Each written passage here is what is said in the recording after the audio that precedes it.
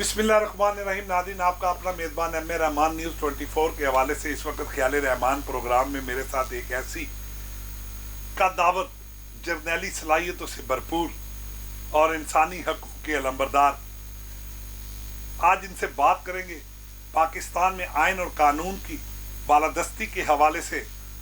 नाज़रीन, इसके साथ साथ सदर हैं legal council human rights society of Pakistan, शायर भी, अदीब भी, और नाज़रीन मुख्तलिफ जगहों पे अपना इल्म खैरात करते हुए नजर आ रहे हैं। आइन और कानून के मामलात को बड़ी ही बारीक बीनी से देखते हैं।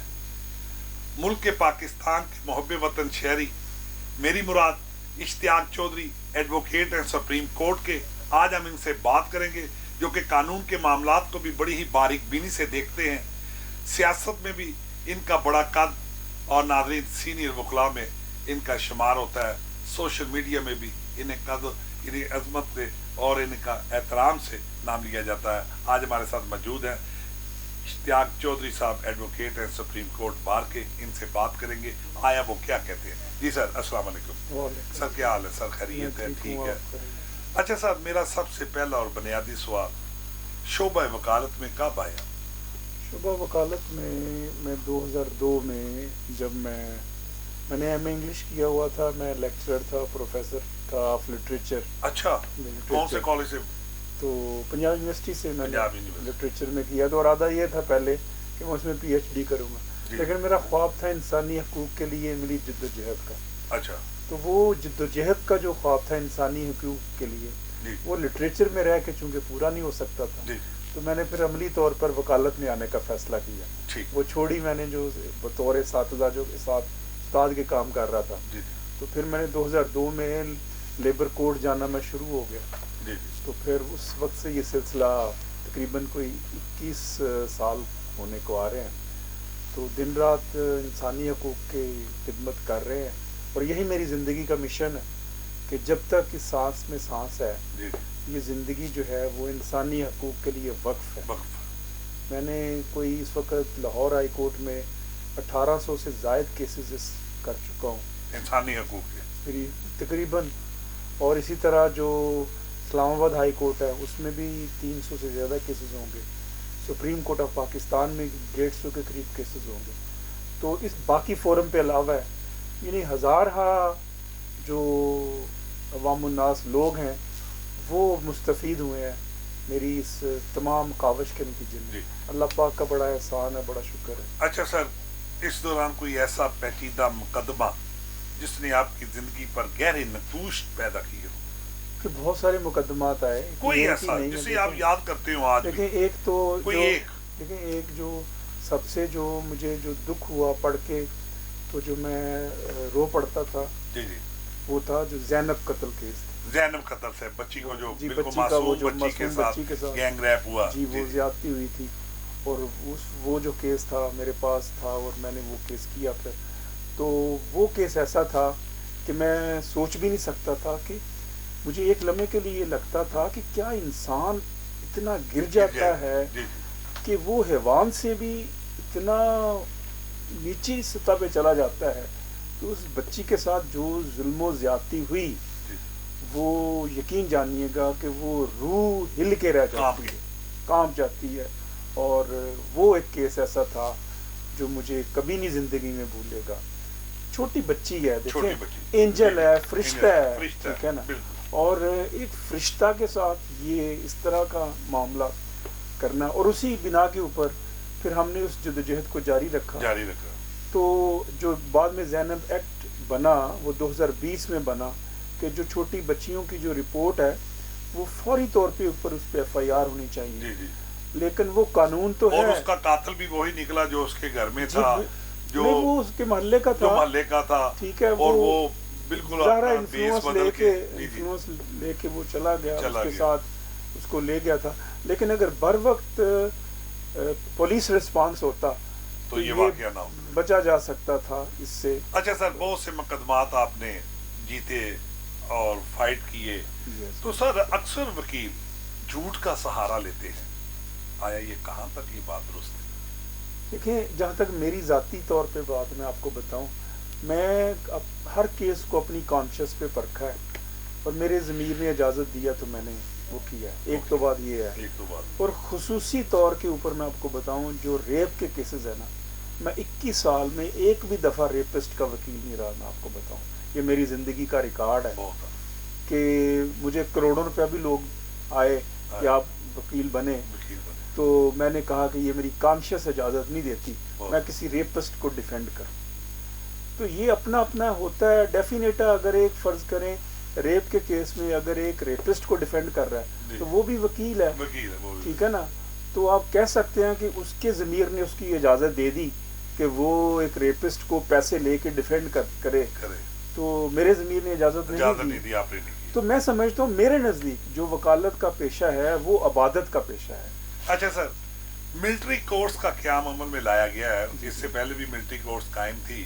اس حوالے سے آپ کیا کہیں گے کہ عام شہریوں کے مقدمات ان ملٹری کورٹس میں چلنے چاہیے؟ بالکل نہیں جانے چاہیے. دیکھیں جی. کانسٹیٹیوشن ہے، آئین پاکستان کا جو آرٹیکل 175 ہے جو ڈیل کرتا ہے کورٹ سے، اسٹیبلش کرتا ہے کورٹس کو، اور وہ تمام کورٹس کی گنجائش ہے جب اس کانسٹیٹیوشن کے اندر جو ملٹری کورٹ ہے وہ اگر آپ بناتے ہیں تو اس کا مطلب ہے وہ کانسٹیٹیوشن کی وائلیشن ہے. ٹھیک ہے. اور دوسری چیز ہے اس پہ لا یہ سیٹل ہے کہ اگر کوئی ایسا جرم، سوال یہ ہے کہ کب چل سکتا ہے ملٹری کورٹ میں کیس. آئین یہ کہتا ہے کہ قانون یہ کہتا ہے کہ اگر کوئی ایسا جرم ہوتا ہے جس میں کوئی فوجی بھی ملوث ہے، کوئی فوج بھی ملوث، فوجی کوئی فرض کریں کوئی افسران اس کا، کوئی بھی اہلکار، کوئی بھی، تو جب اگر اس کے ساتھ لنک بنتا ہے تو وہ فوجی کے خلاف چونکہ مقدمہ چلے گا ملٹری کورٹ میں، تو اس صورت میں جو سیولین ہے وہ بھی اس کے ساتھ ٹرائی ہوگا. وہ بھی اس کے ساتھ. یہ کوئی پریسیڈنٹ نہیں ہے پوری دنیا کے اندر بھی اس طرح کا جو میں آپ کو بات بتا رہا ہوں. آرٹیکل ایسا کوئی ہے ہی نہیں ہے. دیکھیں کوئی نوٹ ایٹ آل کہ آپ سیولین کو جو ہے وہ آپ ٹرائی کریں. یہ کوئی ایسا آئین نہیں ہے، قانون نہیں ہے.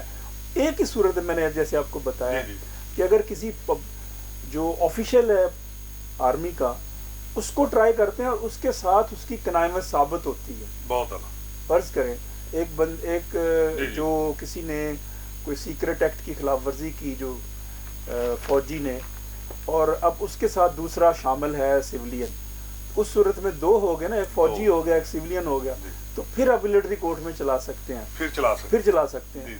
سرے سے آپ سیولین کو نہیں چلانا چاہیے.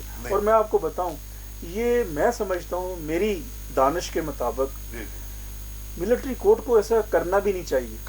اس کی وجہ کیا دیکھیں، جب آپ سیولین کو ملٹری کورٹ میں ٹرائی کریں گے تو ملٹری کورٹ کا جو اپنا اعتماد ہے وہ سیولین سے عوام کے سامنے گرے گا نا. دیکھیں آپ نے دیکھے آپ بھی ان کو سزا دلوائیں ریگولر کورٹ سے، آپ اپنے اوپر کیوں لیتے ہیں؟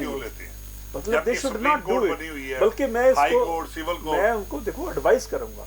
مجھے نہیں معلوم اگر ان کے جو مشیر ہیں جو ملٹری کے جو آفیشل ہیں جو ڈیل کرتے ہیں لا کو، میں سمجھتا ہوں اگر ان میں رتی برابر with due respect to them, اگر رتی برابر بھی ان میں تھوڑی سی بھی سمجھ بوجھ ہو نا، تو وہ خود ہی یہ فیصلہ کرے کہ سیولین کو ہم ٹرائی نہیں کرتے. کیوں؟ دیکھیں کہ جب آپ ملٹری سیولین کو ٹرائی کرے گی تو ملٹری کے اوپر جو اعتماد ہے وہ عوام کا ختم ہوگا. تو یہ ملٹری کے اپنے مفاد میں نہیں ہے، تو اس کو اس اینگل سے بھی دیکھنا چاہیے. اچھا سر، یہ ایک سجدہ جسے تو گرا سمجھتا ہے، ہزار سجدوں سے دیتا ہے آدمی کو نجات. آپ ادیب بھی ہیں، شاعر بھی ہیں، اور سر کوئی ایسی کتاب جو آپ نے لکھی ہو، اور علم و ادب کے حوالے سے نوجوان کی دوری بہت ہو چکی ہے، تو علم و ادب کے حوالے سے نیوز 24 کے حوالے سے آج آپ کیا کہیں؟ دیکھیں میری 4 کتابیں ہیں اس وقت. 2 تو ادب پہ ہے، ایک میری اداس آنکھیں ہیں جو شاعری کی ہے، بہت اعلیٰ. اور میں نے اپنے پہلی بک ہے اردو لٹریچر میں میں نے اپنے والد کی محبت میں لکھی، بہت اعلیٰ، میری محبت میرے ابو.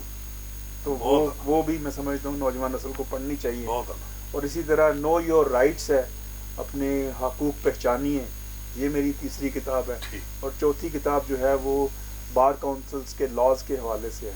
4 کتابیں لکھی. 4 کتابیں، 5ویں ابھی زیر طباعت ہے. جو والد محترم کے حوالے سے لکھی اس کا کوئی شعر؟ دیکھیں ایک تو اس میں یہ تھا کہ والد محترم پہ بھی سناتا ہوں. جی جی جی جب ان کی ڈیتھ ہوگی نا بیسیکلی, جی 30 سیکنڈ جی. تو اس وقت پھر یہ لکھی جو تھی وہ یہ تھا, کچھ اس طرح سے تھا کہ ابو جی آپ جو زیر خاک ہوئے ہیں, موسم سب غمناک ہوئے ہیں, بہت تیز بہت ہے ہجر کی برچھی, جسم و جاں سب چاک ہوئے ہیں, دل ہے میرا ٹکڑے ٹکڑے, منظر وحشت ناک ہوئے ہیں. کہ جب والد گرامی دنیا سے چلا جاتا ہے تو پھر وہ کیفیت ہے. جو اداس آنکھیں ہیں اس میں میری ایک نظم ہے صبح امید, وہ نوجوانوں کے لیے پیغام ہے خصوصی طور کے اوپر. وہ میں چاہوں گا کہ نوجوانوں تک وہ پیغام اینڈ پہ لیں گے آپ سے. اچھا سر, ایک اچھا اور کامیاب وکیل بننے کے لیے کیا نوجوان لائرز کو کرنا چاہیے؟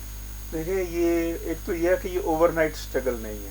جی یہ ایک اچھا وکیل بننے کے لیے آپ کو پوری دن رات کی ایک محنت ہے, کنٹینیوس اسٹرگل ہے. کیس کو ہر حوالے سے دیکھنا ہے, اسٹڈی کرنا ہے, اور دیکھیں دو چیزیں سینئر کے ساتھ بالکل ہونی چاہیے. میں سمجھتا ہوں دو چیزیں امپورٹنٹ ہوتی ہیں میرے نزدیک. جو ہے وہ ڈیوٹی فرسٹ ہونا چاہیے آدمی کو, فی فرسٹ نہیں ہونا چاہیے. فی فرسٹ نہیں ہونا. اگر آپ فی فرسٹ ہیں تو آپ اچھے وکیل نہیں بن سکتے. فی فرسٹ وہ ہوتا ہے جو یہ کہے کہ پہلے مجھے میرے پیسے ملیں تو بعد میں وکالت کروں گا. نہیں, وکیل کا یہ کام نہیں ہے. جس طرح ڈاکٹر یہ نہیں کہہ سکتا کہ مجھے پہلے پیسے دیں تو پھر میں علاج کروں گا, اسی طرح وکیل کو یہ زیب نہیں دیتا کہ اس کے پاس کوئی تکلیف کے لیے آئے اپنے مسئلے کے لیے اور وہ یہ کہے کہ پہلے آپ پیسے دیں تو پھر میں آپ کا کیس کروں گا. سر آپ انسانی حقوق کے بھی علمبردار ہیں, چیمپئن ہیں آپ. تو سر آپ کی بار میں بہت سے ایسے مسائل جو انسانی حقوق سے اپنا منسلک ہے, ینگ لائرز کے حقوق, خواتین لائرز کے حقوق, اس حوالے سے آپ کیا کہیں گے؟ جی بالکل ہے. دیکھیں ینگ لائرز کو بھی اس طرح بہت سے سلگتے ہیں, ہونا چاہیے. ینگ لائرز کو جو ہے میں سمجھتا ہوں کہ بار کونسلز جو ہیں ہماری, وہ ان کو کم از کم کوئی 2 سال کے لیے ان کا وظیفہ یا اعزازیہ لگنا چاہیے تاکہ جب وہ شروع کا جو پیریڈ ہو وہ اس کو سسٹین کر سکیں. آپ اندازہ نہیں کر سکتے, جب میں نے وکالت کا آغاز کیا تھا میں صبح 8 بجے سے لے کر 3 بجے تک عدالت کے کام, پھر چیمبر میں 5 بجے, چونکہ پیسہ کوئی تھا نہیں تو میں شام کو اکیڈمی میں ٹیچ کرتا تھا 7 بجے, اور 7 بجے پھر میں اخبار کے دفتر جاتا تھا تو میں انٹرنیشنل ڈیسک کا انچارج تھا, رات 3 بجے تک کام کرتا تھا. تو آپ اندازہ کر لیں یہ 20 گھنٹے کام بنتا ہے. سر نیوز 24 اپنے پروگرام اختتام کی طرف جا رہا ہے. ینگ لائرز کو آپ شاعری کے انداز میں پیغام دینا چاہتے ہیں؟